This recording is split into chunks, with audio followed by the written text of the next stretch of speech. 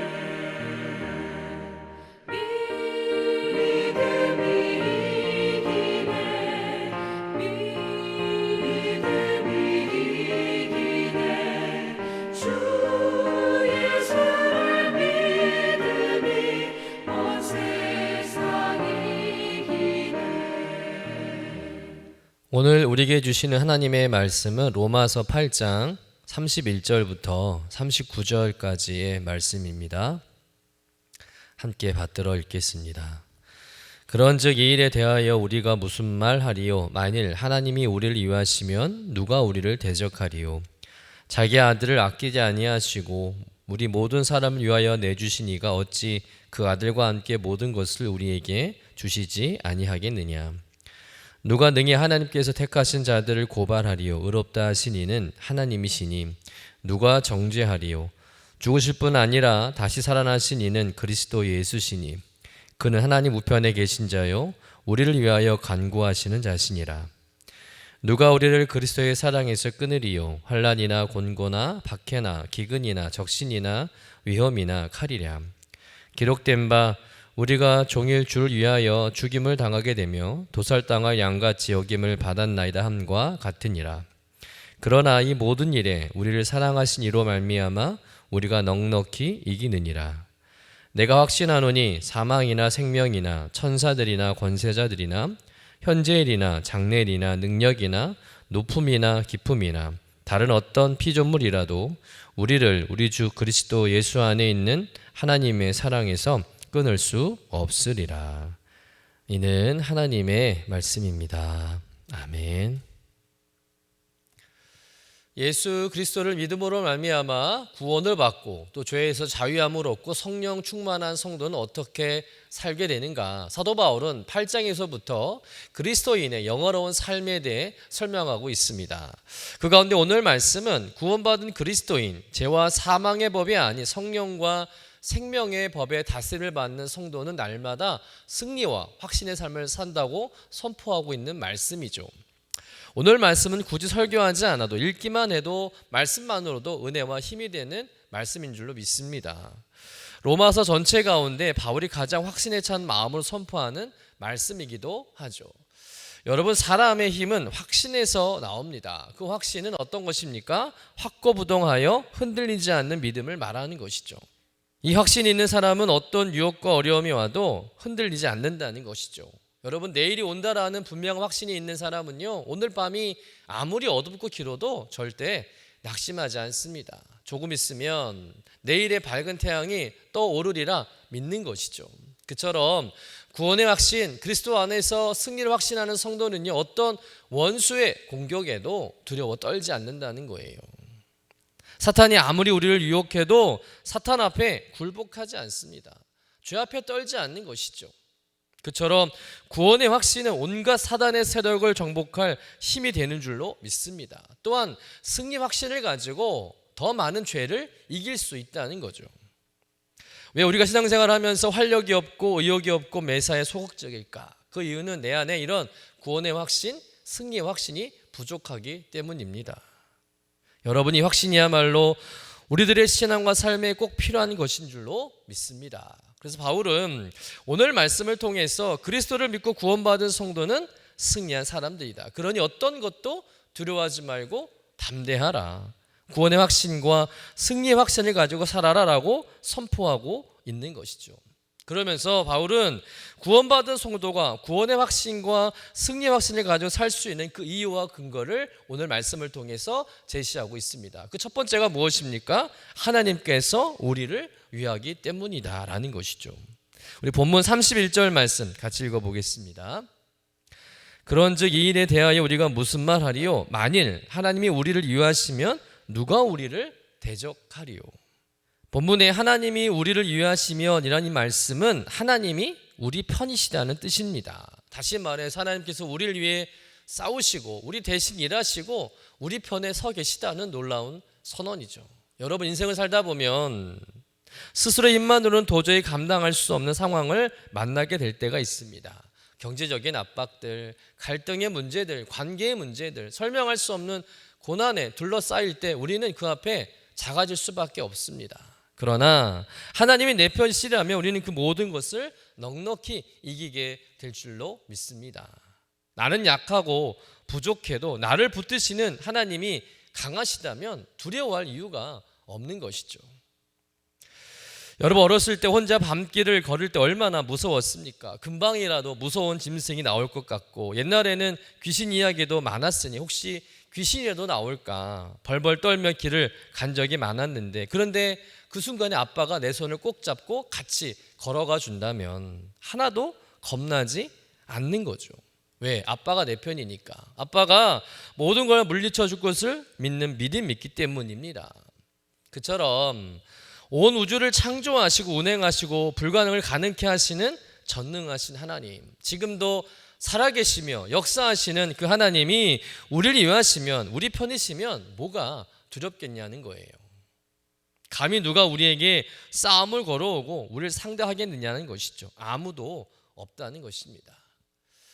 여러분, 다윗의 생애에서 가장 어려운 때가 있었다면 바로 아들 압살롬이 반란을 일으킬 때였습니다. 많은 신하들이 압살롬의 편에 가담했고 백성들은 다윗에게 등을 돌렸습니다.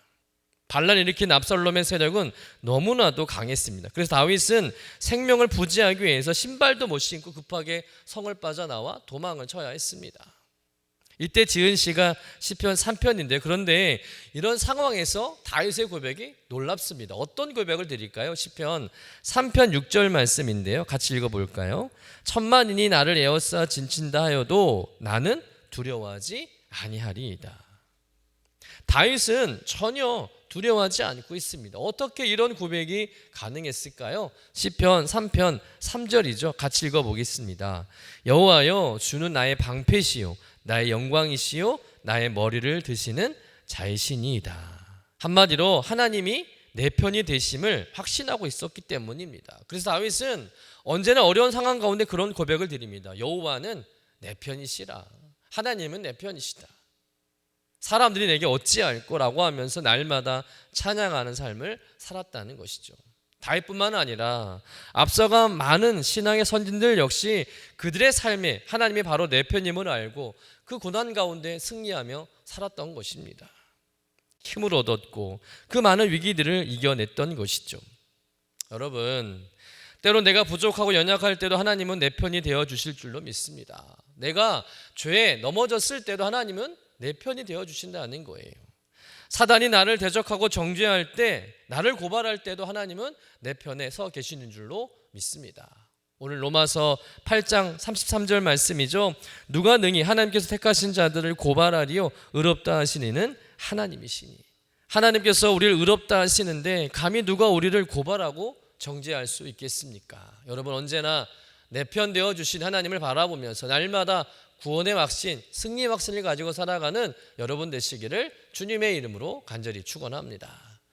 두 번째는 무엇입니까? 끊을 수 없는 하나님의 사랑 때문이라는 것이죠.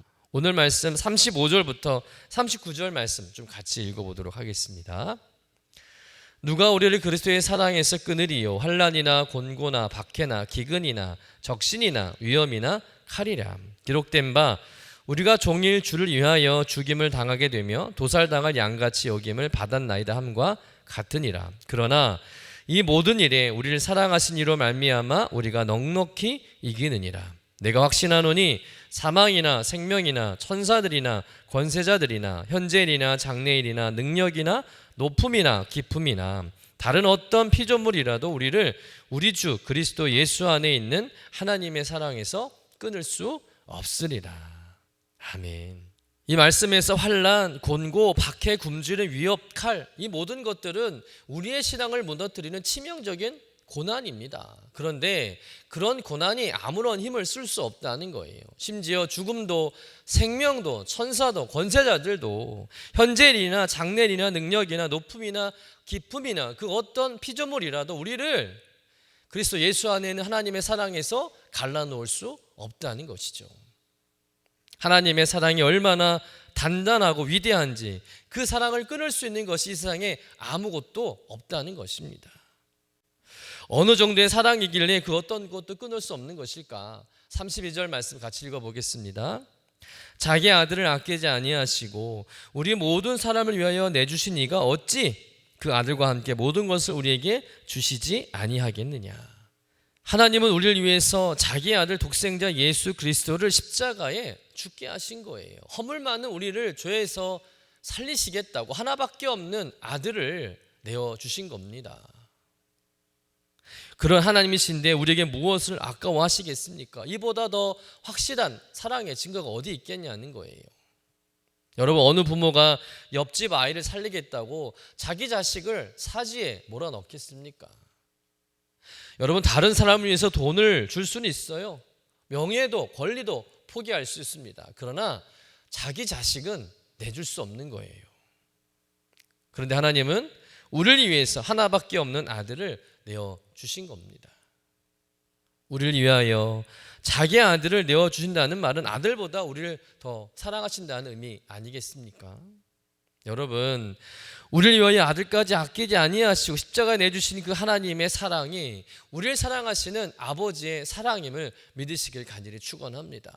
그 어떤 사랑과도 비교할 수 없는 최고의 사랑이 바로 하나님의 사랑이라는 것이죠. 이 하나님의 사랑이라면 어떤 고난도 넉넉히 이겨낼 수 있다는 것입니다. 사도 바울의 인생을 보면 참 고난의 연속이었습니다. 하루라도 편한 날이 없었습니다. 언제라도 잡히면 순교할 수밖에 없는 상황의 연속이었습니다. 복음을 전하다 잡히면 거의 죽을 정도로 매를 맞고 풀려나곤 했습니다. 그런데도 사도 바울은 평생 복음 전하는 일을 포기하지 않았다는 것이죠. 어떻게 보면 복음 전하는 일은 하나님께서 원하신 일인데 하나님께서 그 모든 일을 평탄케 해주셔야 당연한 것 같은데 오히려 사도 바울의 사역은 너무나도 고난과 핍박과 환난이 가득했다는 것입니다. 아마도 다른 사람 같았으면 일찌감치 포기했을 겁니다. 그러나 사도 바울은 끝까지 포기하지 않는 거예요. 로마에서 목에 잘려 순교하기까지 사도 바울은 복음을 전하는 그 일을 결코 멈추지 않았습니다. 어떤 환난도 핍박도 박해도 그의 복음을 전하는 사역과 열정을 막지 못했다는 거예요. 무엇이 그것을 가능케 했겠습니까? 바로 끊을 수 없는 하나님의 사랑 때문이라는 것이죠. 험난한 삶 가운데 사도 바울의 믿음을 지탱할 수 있었던 것은 복음 전하는 일을 포기할 수 없었던 것은 다름 아닌 끊을 수 없는 하나님의 사랑이었습니다. 사도 바울은 그 누구도 나를 하나님의 사랑에서 끊을 수 없다라는 이 믿음을 가지고 고난과 박해 가운데 승리한 줄로 믿습니다. 사랑하는 성도 여러분, 여러분들도 사도 바울과 같은 그 믿음을 가지시기를 간절히 축원합니다. 하나님이 나를 끊을 수 없는 사랑으로 붙잡고 계시다. 이 믿음만 있다면 우리는 어떤 고난도 아픔도 실패도 이겨낼 줄로 믿습니다. 여러분, 하나님의 끊을 수 없는 사랑이라면 충분하지 않겠습니까? 또한 하나님이 우리를 위하시면 무엇이 두렵겠습니까? 누가 우리를 대적할 수 있겠습니까? 그 어떤 것도 우리를 패배시킬 수 없다는 것이죠. 지금의 가난함도 실패도 아픔도 시련도 우리를 어찌할 수 없는 거예요. 우리는 반드시 승리할 줄로 믿습니다.